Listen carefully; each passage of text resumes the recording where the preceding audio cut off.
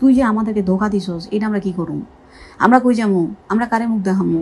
লাখ টাকার ছাগলে খেলো কোটি টাকার সম্পদ। সত্যিই তাই, মতিউরের ছেলে ইফাতের 15 লাখি ছাগল কাণ্ডে এখনো উত্তাল বাংলাদেশ।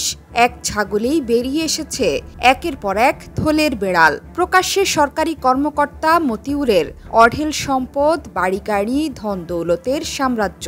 15 লাখের ছাগল কাণ্ডে মতিউরকে প্রথমেই ডুবিয়েছে দ্বিতীয় স্ত্রীর ছেলে ইফাত।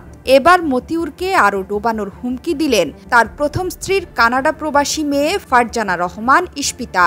আমার মারে ধোকা দিছে, সে আমারে ধোকা দিছে, আমার ভাইরে ধোকা দিছে, আমার ভাইয়ের একটা বাচ্চা হইছে, সে আমাদের ধোকা দিছে। আমি তারে ছাড়ুম জীবনও না, কিন্তু তার জন্য আমার নাম নষ্ট হবে, মার নাম নষ্ট হবে, এইটা তো আমি হইতে দিব না। সামাজিক মাধ্যমে ঘুরছে ইশপিতার একটি ভয়েস মেসেজ।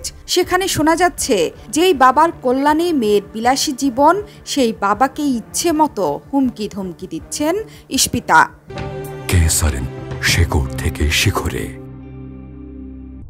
দামি ম্যাকলারেন ব্র্যান্ডের স্পোর্টস কারে বসে পোজ দেওয়ার ছবি এবং বিলাসী জীবনও প্রকাশ্যে। ইশপিতা বলছেন, এই লোকটা আমার মারে এত বড় চিট করলো।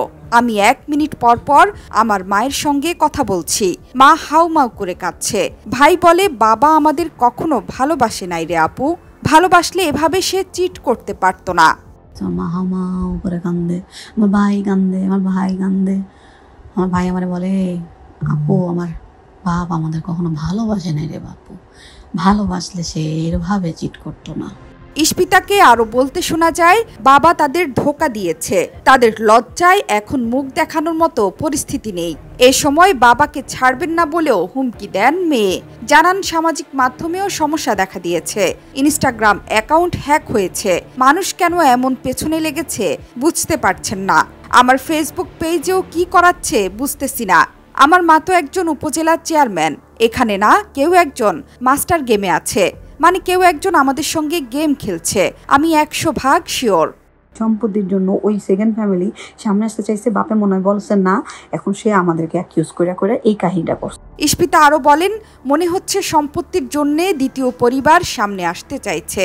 এমনকি মতিউরের প্রমোশন, সম্পদ, ব্যবসা বাণিজ্য ও পারিবারিক ড্রামার অনেক তথ্য ফাঁস হয়েছে ইশপিতার ভয়েস মেসেজে। অন্যদিকে ইশপিতার মা লাইলা কানিজকে ছাগলকাণ্ডের 14 দিন পর প্রথম প্রকাশ্যে দেখা দিয়েছেন।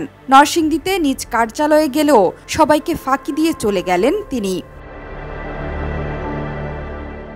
জোহরা চৌধুরী সেতু, 71।